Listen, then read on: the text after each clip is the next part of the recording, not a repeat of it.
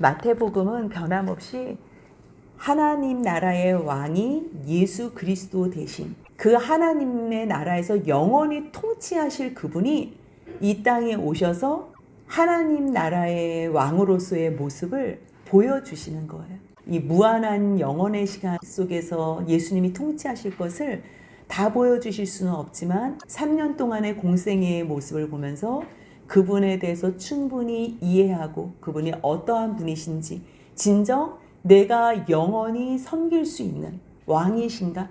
영원히 통치받을 나라에서 살 만한 그러한 왕이신가? 우리가 마태복음을 통해서 또 다른 복음서로 통해서 확인할 수 있는 거예요. 세상의 왕은 자기를 위해서만 백성들을 이용하고 오로지 자기에게만 관심이 있지만 하나님 나라의 왕이신 예수 그리스도께서는요, 늘 백성들에게 관심이 있는 거예요. 백성들을 불쌍히 여기시고 그들을 먹이시고 그들을 고치시고 말씀을 가르치시고 천국 복음을 선포하시고 예수님이 이 땅에 오셔서 하신 일은요, 사람을 사랑하신 일밖에 없는 거예요. 그것을 보고서 우리는 무엇을 생각할 수 있어야 되냐면요, 저분이 나를 통치하신다면 내가 얼마나 행복할까? 내가 저분의 백성이라면 내가 영원히 행복할 수 있을까? 그것을 우리가 말씀 속에서 확인하는 거예요. 그렇다면 그분은 충분히 하나님 나라의 왕으로서 자격이 있다고 한다면, 하나님께서 그 아들을 하나님 나라의 왕으로 세워주시기에 전혀 부족함이 없다면 그 나라의 백성들은 이 땅에서 어떠한 삶을 살다가 하나님 나라의 백성이 되나? 그러니까 우리가 이 땅에서도요, 하나님 나라의 백성들의 모습을 볼 수 있는 거예요. 또 하나님 나라의 백성이라고 믿고 사는 사람들은 그렇게 삶을 살아야 되는 거예요. 그렇기 때문에 하나님 나라의 백성이 모인 곳, 하나님 나라의 왕이 통치하시는 곳은요, 사실 그곳이 천국이 돼야 되는 거예요. 그런데 왜 예수님께서 오셨는데도 천국이 되지 못했지요? 어느 누구도 예수님을 잘 알아보지 못한 거예요. 알아본 사람들이 있었던 곳에서는 주님이 쉼을 누렸어요. 함께 정말 행복한 사랑의 나눔이 있었던 거예요. 나사로가 그랬고요. 그 형제들이 그랬고요.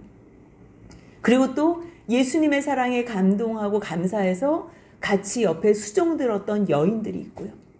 하지만 3년 동안 옆에서 쫓아다녔던 제자들도 예수님을 제대로 알아보지 못했어요. 특히 율법을 준수하고 백성들에게 율법을 가르치는 사람, 바리새인들, 또 제사를 옆에서 수종드는 사람들, 사두개인, 대제사장도 예수님께서 이 땅에 오셨는데도요, 예수님께 관심이 없는 거예요. 그래서 15장에서도 예루살렘으로부터 서기관과 바리새인들이 쫓아온 것을 배웠어요. 예루살렘으로부터 나왔어요. 이 예루살렘은 어떠한 곳이냐면요, 종교의 중심지고요, 그리고 제사를 지내는 곳이기 때문에 거기에 헤롯 땅과 결탁돼서 대제사장과 사두개파 사람들, 그들이 사두개인이기 때문에요, 정치적인 걸로도 연결이 되어 있는. 그래서 사두개인과 바리새인들은 주로 예루살렘 주위에 살았던 거예요. 근데 15장에서도 이들이 예수님에게 질문을 하기 위하여, 이게 순수한 질문도 아니지요. 예수님을 책잡기 위하여 예루살렘에서부터 올라온 내용을 봤어요. 누가 하나님 나라의 백성인가?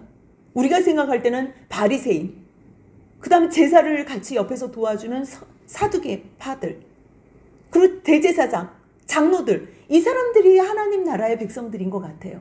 근데 지금 그들은 예수님께서 무엇을 말하면 회개하거나 돌이키고 자기를 돌아보는 것이 아니라 예수님의 말씀에 걸림돌이 된 거예요. 그러니까 제자들이 옆에서 걱정하지. 예수님 너무 말씀을 심하게 하신 것 같아요. 그러니까 예수님께서 한번 심하게 하는 거 보여줄까? 일부러 보여주시기 위하여 두로와 시돈 지방까지 가서 거기서 수로보니게 여인을 만난 거지요. 뭐라고까지 이야기를 해요? 내 자녀의 떡을 취하여 개들에게 던지기 마땅하지 아니야. 개라고까지 얘기를 해요. 그때 이 여자가 뭐라고 해요? 주여, 옳습니다. 주님이 말씀하시는 건 다 옳다고 인정하는 개들도 개 주인의 상에서 떨어지는 부스러기를 먹나이다. 그분이 다윗의 자손인 것을 알기 때문에 그렇게 고백할 수 있는 거예요. 이거는요, 어떠한 자기의 위치, 바리새인이고 서기관들이고 그거 중요하지 않아요. 그들이 서기관이면 날마다 말씀을 옮겨 쓰는 사람이면 누구보다도 말씀을 잘 알았을 텐데도 불구하고 그들은 하나님의 약속에 관심이 없었던 거예요. 그래서 결국 시험 들어서 떠난 거지요. 근데 아무리 이방인이라도 그분의 말씀, 그분의 소문을 듣고서 소망하는 사람, 그 말씀에 귀를 기울였던 이방인은 구원을 받은 거지. 내 여자여, 내 믿음이 크도다. 내 소원대로 되리라. 주님께서는 이 여인의 믿음을 칭찬해 주셨어요. 거기에 이어서 오늘 16장에서는요, 또 바리새인과 사두개인들이 나와요.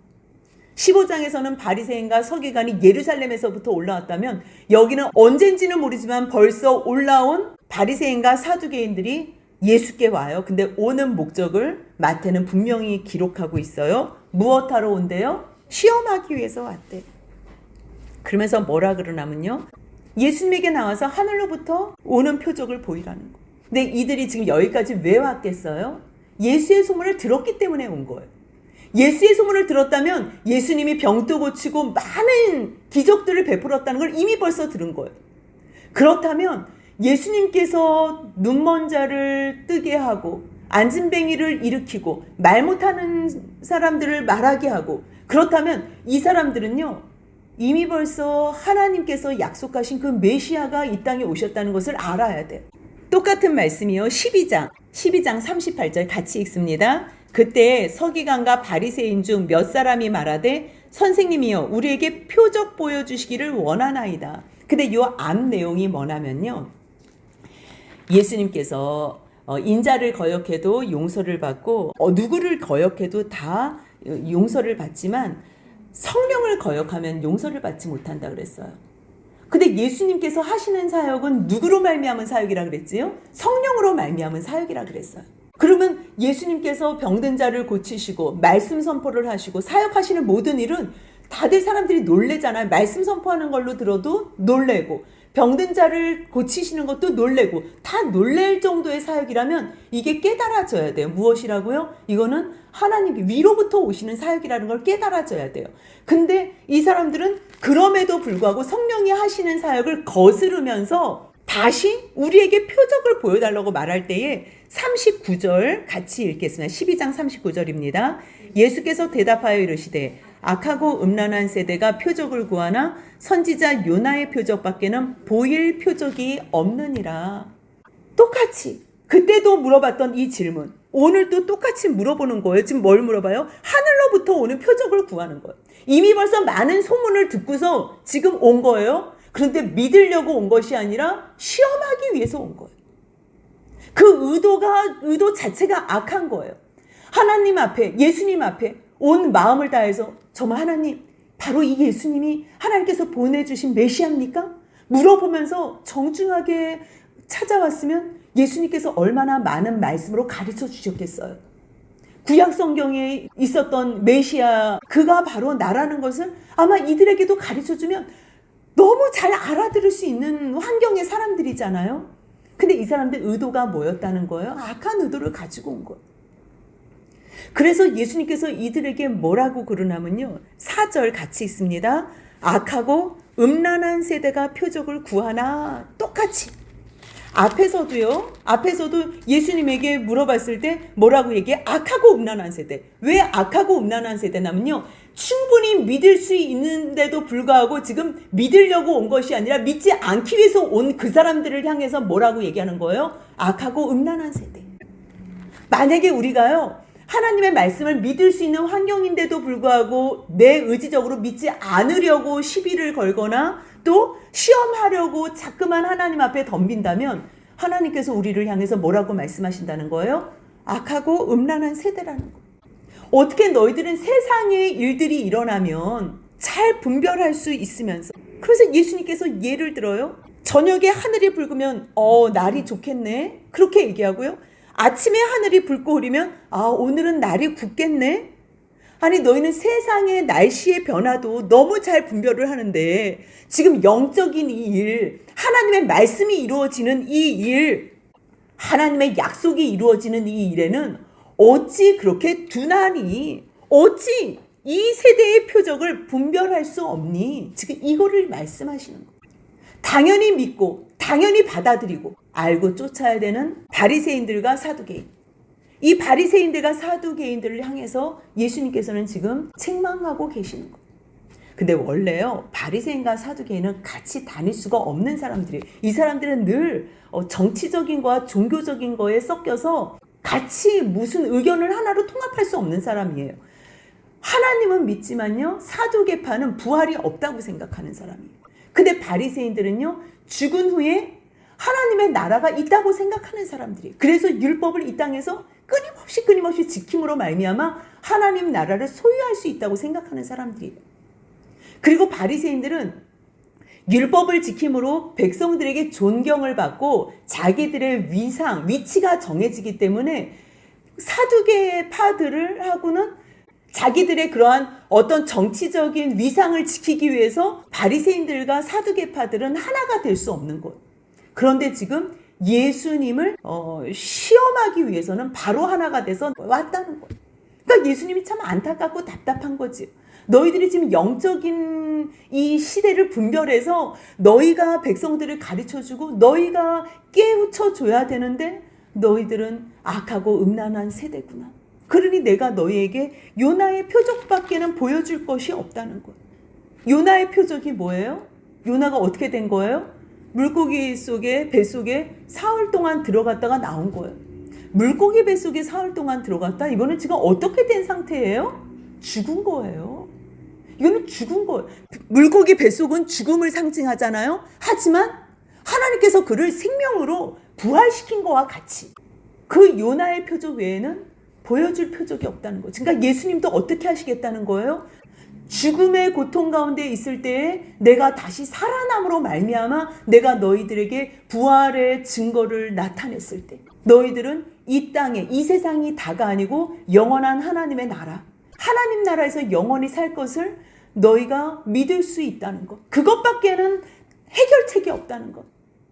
그리고 너희를 구원할 수 있는 것. 하나님의 하늘의 표적? 하늘의 표적이 뭐예요? 지금 이 많은 표적을 보여줘도 너희가 믿지 않는다면 이제는 내가 죽음과 부활로 나타나는 표적 외에는 너에게 보여줄 것이 없다는 것. 그래서 이제 주님께서는 떠나가세요. 그런데 제자들이 예수님과 함께 같이 떠나면서 건너편으로 갈 때요, 떡 가져가는 것을 놓친 거예요. 제자들은 그 떡 가져가는 걸 놓쳤는데 예수님께서는 그 모든 상황을 파악하시고 한마디를 하고 싶었어요. 왜냐하면 바리새인과 사두개인들이 찾아왔잖아요. 지금 예수님과 이러한 대화 속에서 제자들의 반응이 어때야 되냐면요, 이들을 떠나면서 예수님, 그 말씀은 무엇이에요? 요나의 표적이라면 무엇을 예수님께서 보여주시고 싶어 하는 거지요? 이제 3년 정도 됐다면 이제는 관심을 갖고서 얘기를 해야 되는 거예요. 물어봐야 되는 거예요.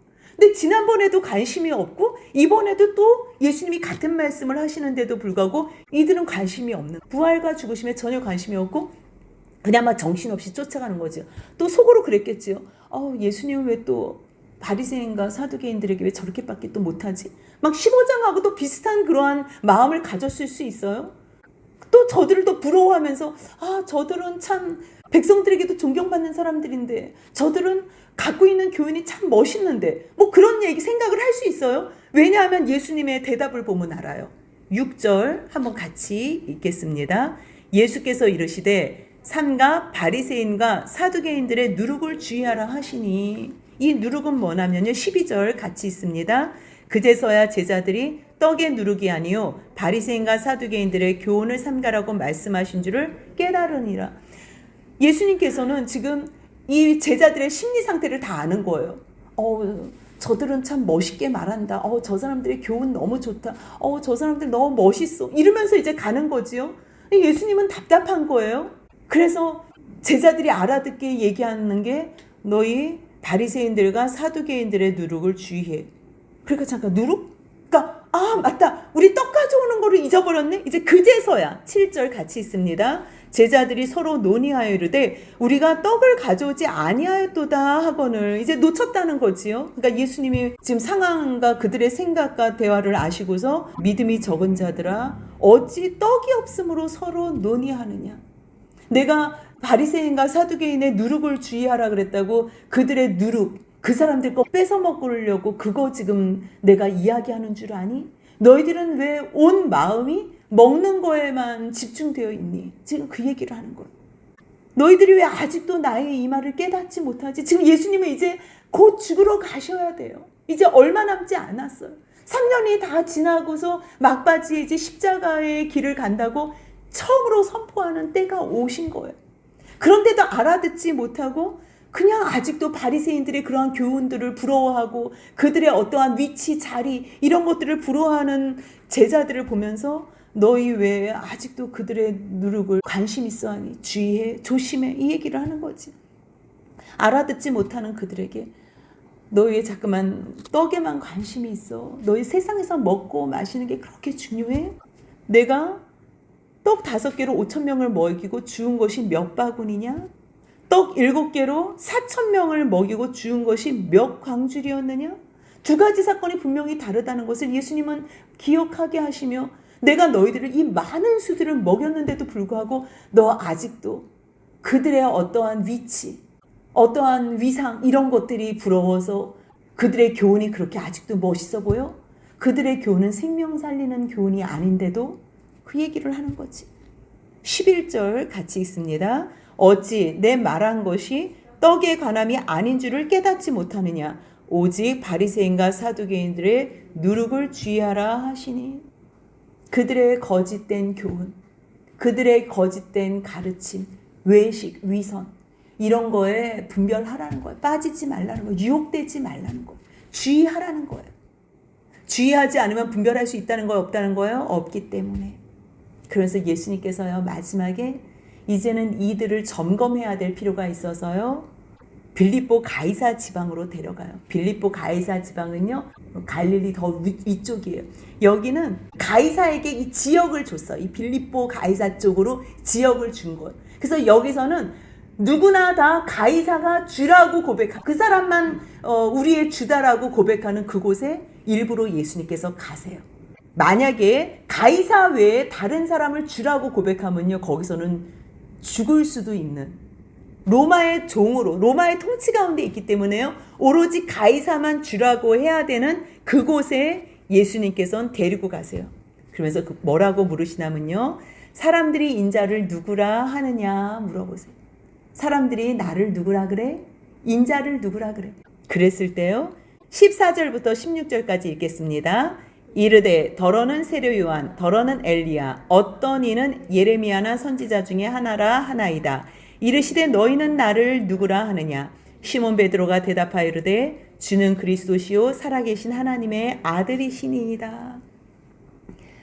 예수님께서 이제 죽으시러 가시기 전에 제자들을 3년 동안 하나님의 나라 복음으로 가르쳤잖아요. 예수님께서 기도하심으로 말미암아 성령의 능력으로 병든 자들을 치유하는 역사들을 다 봤어요. 제자들이 나를 누구라고 하는지, 제자들이 예수님을 누구라고 하는지 주님은 그게 궁금했어요. 근데 직접 첫 번째로 물으면 또 당황할 수 있으니까요. 한번 생각할 시간을 주기 위해서 뭐라 그래요? 사람들이 나를 누구라 하니? 그러니까요. 세례요한이라고도 하고요. 누구는 엘리야라고도 해요. 어떤 사람은 예레미야라고도 하고요. 또 선지자 중에 하나라고도 해요. 여러 가지 대답이 나온 거예요. 근데 예수님은요. 너희는 나를 누구라 하느냐 물어보세요. 그때 12제자 중에 베드로가 주는 그리스도시요 살아계신 하나님의 아들이십니다. 여기서는요. 지금 누구만 주라고 해야 된다 그랬어요? 가이사만. 근데 이 세상에 가이사를 주라고 하는 그곳에 예수님께서는 친히 제자들을 데려가서 너희들은 나를 누구라고 하는데 그랬을 때 베드로는요.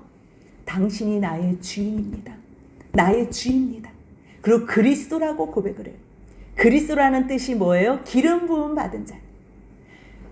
히브리어로는 메시아, 헬라어로는 그리스도.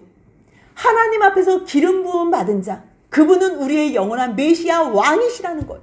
우리를 통치하시는 분이고 우리를 인도하시는 선지자고 하나님과 우리를 연결시키는 제사장이라는 것.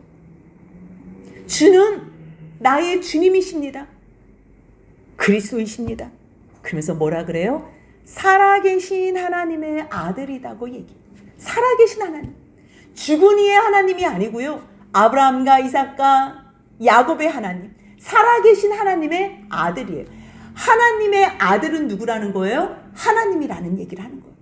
예수님은 지금 보이는 인자처럼 있지만 다른 사람들은 세례요한, 엘리야, 예레미야 선지자 중에 하나라고 하지만 당신은 메시아, 하나님께서 약속하신 그 하나님의 아들 하나님이십니다. 이 얘기를 한 거예요. 예수님이요, 제자들하고 3년 동안 다니면서 제일 놀라고 제일 기쁜 거예요. 17절 같이 읽습니다. 예수께서 대답하여 이르시되 바요나 시몬아 내가 복이 있도다. 이를 내게 알게 하니는 혈육이 아니요 하늘에 계신 내 아버지시니라. 하늘의 것은 누가 가르쳐줘야지만 알 수 있어요? 하나님. 하늘에 계신 내 아버지께서 가르쳐 주셔야지만 알 수 있어요. 우리들은요, 말씀을 전해주는 목사님을 통해서 말씀을 깨달을 때도 있고요. 어떨 때는 동료를 통해서, 어떨 때는 기도하면서 깨달을 때가 있어요. 누구의 계기가 될 수는 있지만요, 아무리 깨닫고 싶어도요, 이거는 사람이 깨닫게 해주는 것이 아니에요. 이를 알게 하니는 혈육이 아니라는 거예요. 사람이 아니라는 거예요. 아무리 사람이 가르쳐 준다 그래도요, 깨닫게 하시는 이는 누구라는 거예요? 하늘에 계신 하나님이라는 거예요. 그렇기 때문에 여러분들이 말씀을 깨닫고 싶으세요? 그러면 누구에게 기도하면 돼요? 하나님, 하늘에 계신 우리 아버지께 기도하면요, 아버지께서 깨닫게 해주시는 거. 내 아버지께서 너에게 가르쳐 주셨다는 거지. 그렇기 때문에 사람이 교만해질 필요가 없어요. 그래서 예수님께서는요, 그 고백 위에 교회를 세우시겠다고 약속해 주세요. 18절 같이 읽습니다. 또 내가 내게 이르노니 너는 베드로라. 내가 이 반석 위에 내 교회를 세우리니 음부의 권세가 이기지 못하리라. 아멘. 베드로, 너는 시몬이라는 이름을 가졌지만 시몬은 뭐예요? 시몬이라는 이름은요, 시몬 들으심이라는 얘기예요. 그런데 너를 내가 베드로라 하겠다는 거. 베드로는 페트라, 반석이라는 뜻이에요. 반석은 흔들리지 않아. 너가 지금 이 고백한 주는 그리스도시요 살아계신 하나님의 아들이십니다 라고 고백한 이 고백은 흔들리지 않는 반석이라는 거예요. 왜냐하면 예수 그리스도께서 그리스도시고 예수 그리스도께서 주 되시고 예수 그리스도께서 하나님의 아들 되시는 것은 변해요? 변하지 않아요? 영원히 변하지 않기 때문에 그 고백 위에, 그 진리 위에 교회가 세워지는 것. 그런데 천주교는요, 이것을 잘못 이해해서 베드로, 내가 이 반석 위에, 왜냐하면 베드로라는 이름의 뜻이 뭐라 그래서 반석. 그래서 너 베드로 위에 교회를 세운다고 생각한 거예요. 누구 위에? 누가 지금 교회의 가장 주인이라고 여기는 거예요? 베드로. 그래서 베드로의 사제, 제자들이 지금 저 자리에, 교황 자리에 있는 거. 그래서 말씀보다요, 교황이 말씀 위에 있어요. 예수님은 말씀이세요. 그러니까 예수님이 전부신데 천주교는 말씀 위에 누구를 세우는 거예요? 교황을 세우는 거예요. 그래서 모든 마지막 결정을 말씀의 근거에서 하지 않고 교황의 근거에서 하기 때문에 잘못됐다는 거예요. 그거는 뭐 천주교뿐만 아니에요. 우리도 말씀 위에 다른 교리를 더 중요하게 생각한다면 그것은 하나님 앞에서 책망받을 일이라는 거지. 오직 어떤 고백 위에 교회가 세워지는 거예요? 예수 그리스도 위에. 그 예수 그리스도가 누구시라는 거예요? 우리의 주 되시고 영원한 왕 되시고 영원한 선지자 되시며 말씀 되시고 우리를 하나님께로 인도해 주시는 대제사장이 되시는 하나님의 아들이신 성자 하나님이 되신다는 것. 그 사실 위에, 그 진리 위에 교회가 세워지는 것. 그렇기 때문에 이 교회는 절대 변하지 않고요. 이 교회는 예수 안에서 승리하기 때문에 음부의 권세가 이기지 못하는 것. 그렇다면 예수님께서 교회를 세우셨어요. 예수님께서 누구 교회를 세우신대요? 내 교회를 세우신대요. 근데 내 교회를 세우시는데 지금 누가 방해는 하여? 음부의 권세가 있기는 해요. 교회를 세우지 못하게. 예수님이 교회의 머리 되시고 성도들이 교회의 몸이 되게끔 진정한 교회를 세우시기 위해 예수님께서 십자가에 죽으시고 부활하셨는데도 불구하고 사단은 끊임없이 교회를 방해하기 위해서 침투를 한다는 거예요. 하지만 음부의 권세가 있기는 하지만 결국 음부의 권세는 교회를 이기지 못한다는 거예요. 그렇다면 마지막 교회의 승리는 누구예요? 예수 그리스도 안에 있는 하나님의 백성들. 진정 교회는 무엇인가?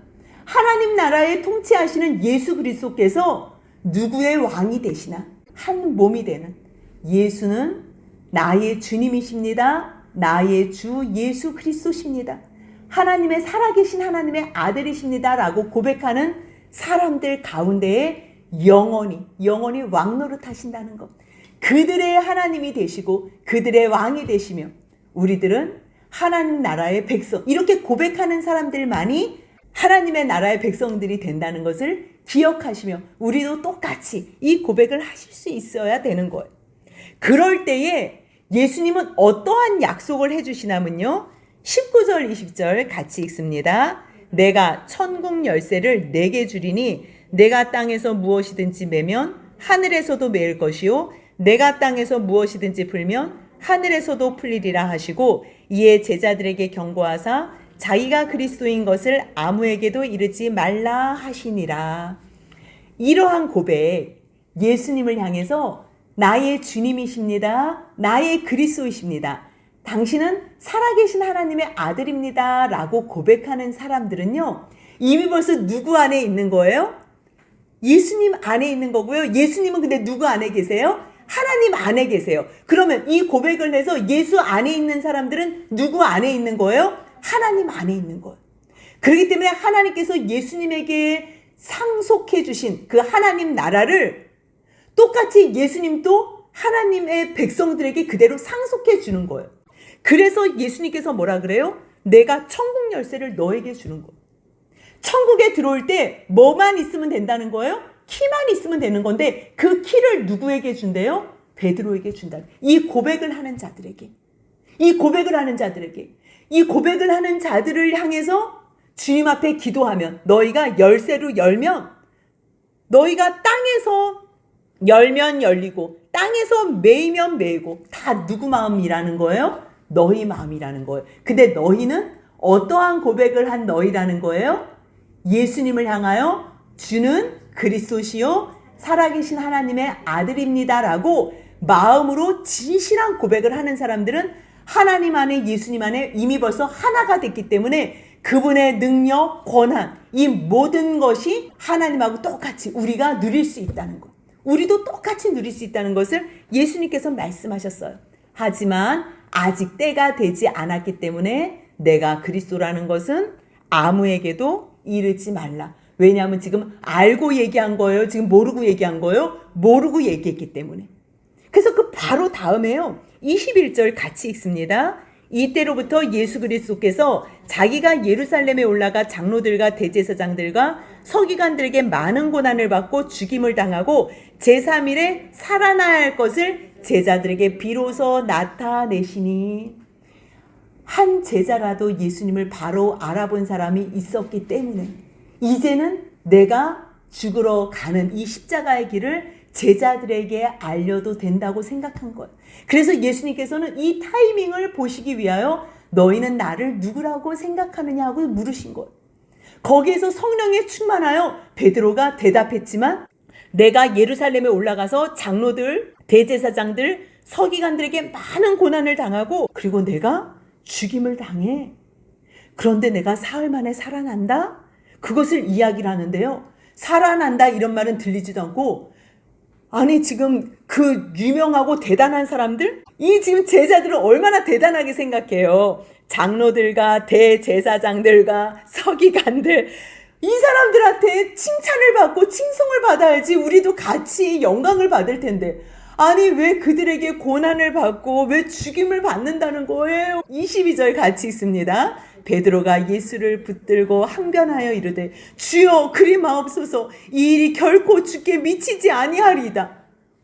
죽는 거는 관심도 없어. 지금 죽고 나서 뭐라 그래요? 부활한다는데 지금 그런 게 싫은 거예요. 예수님이 메시아인데 이 세상을 좀 다 정복하고 로마에서 우리를 좀 구원해 주시면 안 되겠습니까? 근데 뭐라고요? 죽는다고요? 그것도 고난을 많이 받은 다음에 죽는다고? 절대 안 됩니다. 절대 안 됩니다. 베드로는 하나님의 뜻을 알지 못한 거지.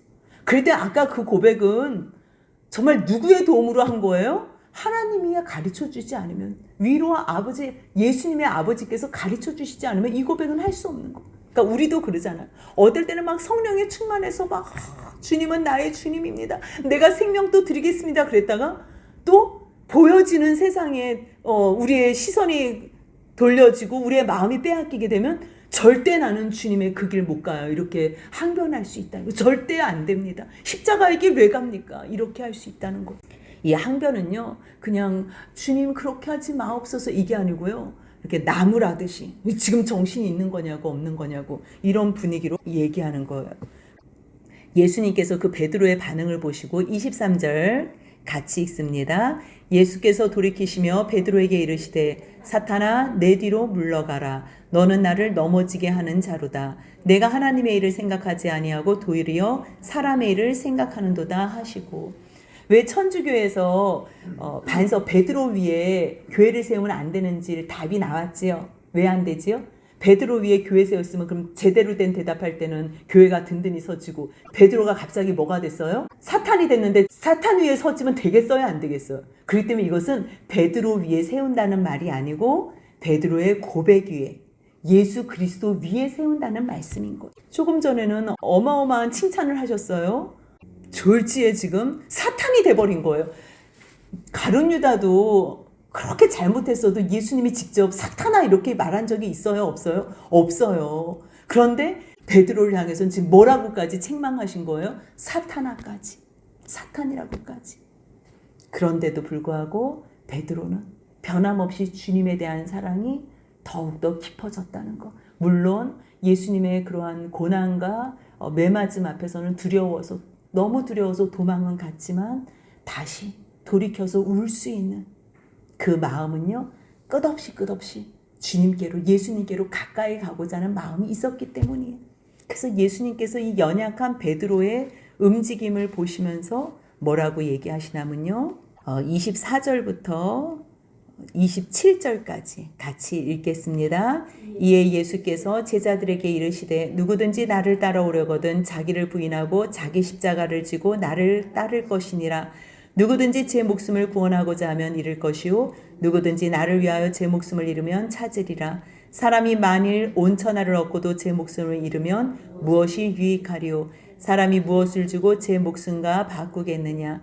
인자가 아버지의 영광으로 그 천사들과 함께 오리니 그때 각 사람이 행한 대로 갚으리라.